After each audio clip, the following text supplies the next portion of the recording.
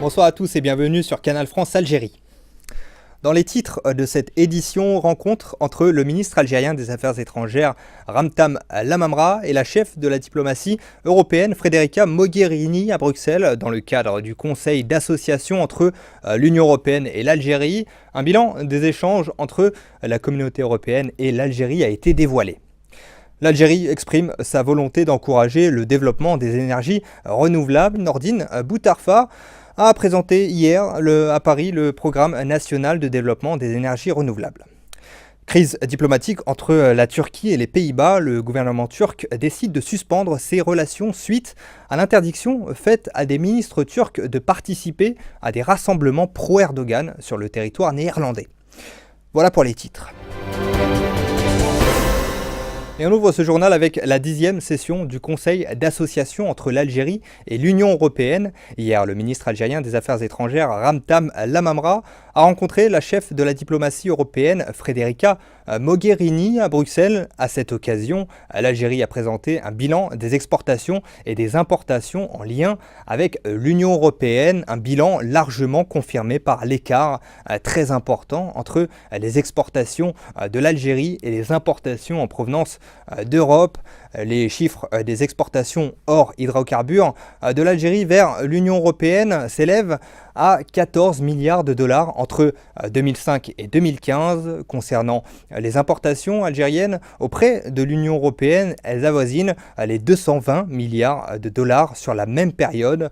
Cette réunion a également permis la signature d'une convention de financement d'un programme d'un montant de 20 millions d'euros financés par l'Union européenne. Ce programme permettra de mettre à niveau des administrations et des institutions publiques algériennes pour être en mesure de remplir les objectifs de l'accord d'association entre l'Algérie et l'Union européenne.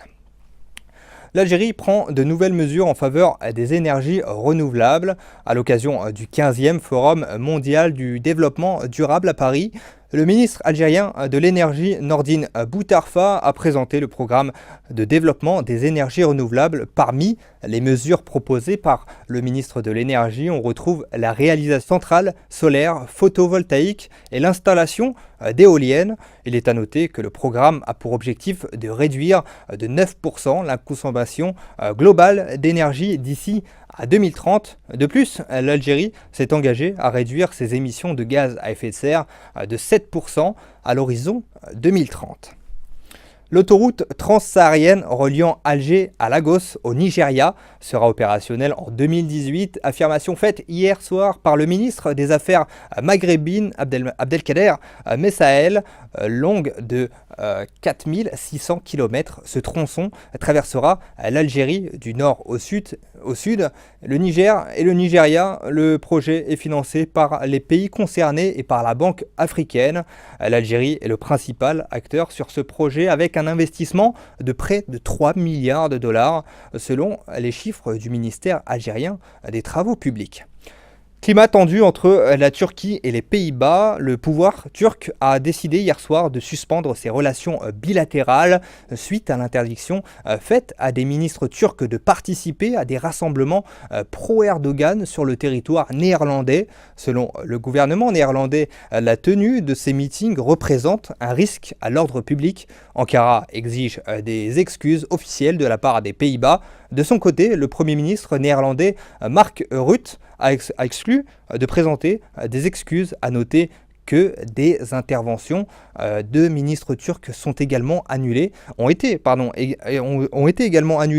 ces derniers jours en Allemagne, en Autriche, en Suède et en Suisse pour des raisons de sécurité, ce qui a provoqué de vives tensions entre ces pays européens et la Turquie.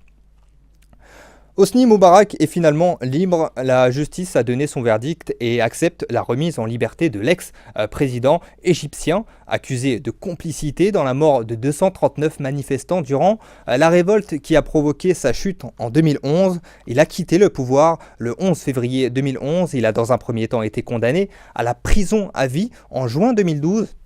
Mais un autre tribunal a finalement ordonné l'abandon des accusations 2 ans plus tard. Aujourd'hui, la fin des poursuites judiciaires de l'ex-Raïs marque de manière symbolique la fin du printemps arabe en Égypte.